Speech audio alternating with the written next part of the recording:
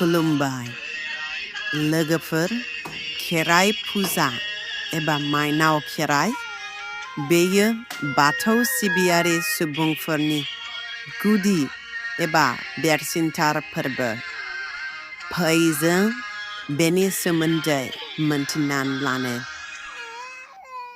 खेराइ फुजाया बाथौ सिबियारिफोरजों फालिजानाय मोनसे गोथार फोरबो, जाय गोदान बोसोरनि जागायजेन्नायखौ दिन्थियो। बे फुजानि जोहै धोरोमारि गोदान जोनोम जानायखौ लुबैयो आरो बेनि थाखायनो सिबियारिफोरा गावसोरनि मोदाय मोदायजोफोरखौ फुजिनो आरो बोर मोननो थाखाय ज' जायो। खेराइ फुजानि आसार खान्थिफोरा धोरोम आरो नेरसोनजों बुंफबनाय। फै जों फारियै बुजिनानै लानो। खेराइ फुजानि दिनाव फुङावनो मोनसे फुजा होनाय जायो। बेनो सेथि आयदा। बे फुजा जोबखांनाय लोगो लोगोनो नैथि आयदाया जाबाय लामा गाथेनाय। बेखौ गामिनि हाबग्रा लामायाव खालामनाय जायो।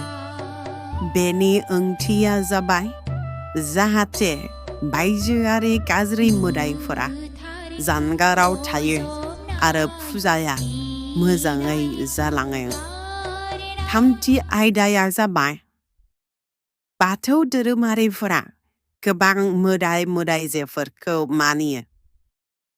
बिसोरनि गेजेराव आफा बोराइ बाथौआनो गाहाय आरो देरसिन, आरो बैसोर गासैखौबो गोजोन होनो थाखाय 18 रोखोमनि मोसानाय दिन्थियो।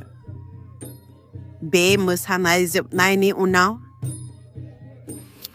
ब्रैथि एबा फोजोबनाय आयदाया जाबाय गोथै गोथां मोसानाय।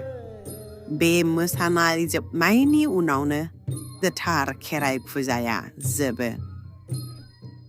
लोगोफोर, खेराइ फुजाया सानथाम आरो हरथाम खुंजायो।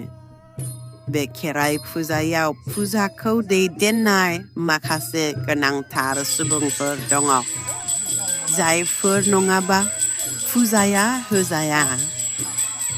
बिथांमोनानो जाबाय दौरि, दौदिनि आरो जानागुरु एबा अजा। बे फुजायाव खाम, जथा, सिफुं दामजुफोर बाहायनाया गोनांथार। गोजोन्थों।